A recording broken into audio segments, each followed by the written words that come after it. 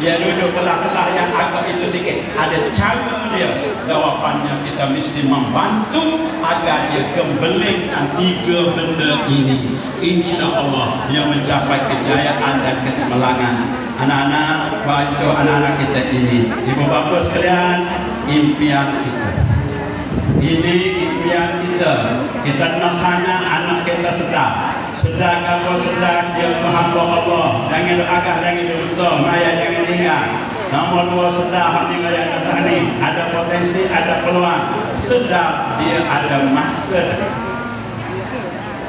Beberapa tahun di sekolah menengah di sini mencorak masa depan 50 tahun akan. Dan satu lagi sedar bahawasanya ada orang yang menaruh harapan. Ini dia anak, mana dia kena sedar. Apa impian kita? Antaranya kita nak anak-anak kita berjaya seperti ini. Anak orang kampung biasa bukan ngaji asrama penuh, ngaji sekolah kami pasal kutin, sakit. Alhamdulillah anak dapat sekolah A. Gambaran ini takut mah dia ada sini pegawai, anak murid saya di Datuk Mangun 2, sebelah A dia dapat. Orang karena dia ada Taman Barakah.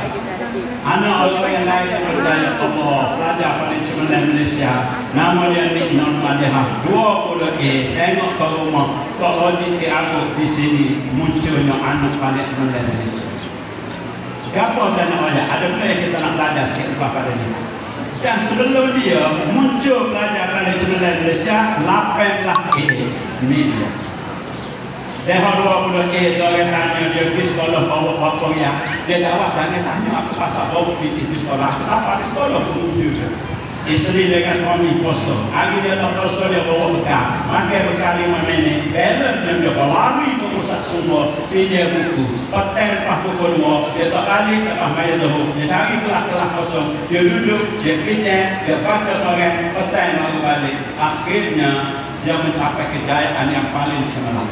Oleh pula bolehlah apabila ditanya ke pemerintah tulis waktu saya ulang kaji pelajaran solat tajuk baca Quran lepas.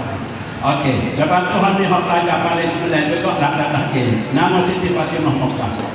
Sekarang melanjutkan pelajaran doktor pakar selada ni sekarang belajar dari besar doktor di USA. Hebat dia, alhamdulillah. Rezeki. Okey, lepas pada tu, siapa dia percaya? Jawapannya, dia teguh, dia minta dengan Tuhan, dia semaya aja, dia jaga hubungan dengan Allah manusia, bersedia cukup, tenang menghadapi peperiksaan, taat pada mu'ayyad, buat hak Islam suruh, buat amal dan ditutup, dan menghafal 13 juz Al-Quran.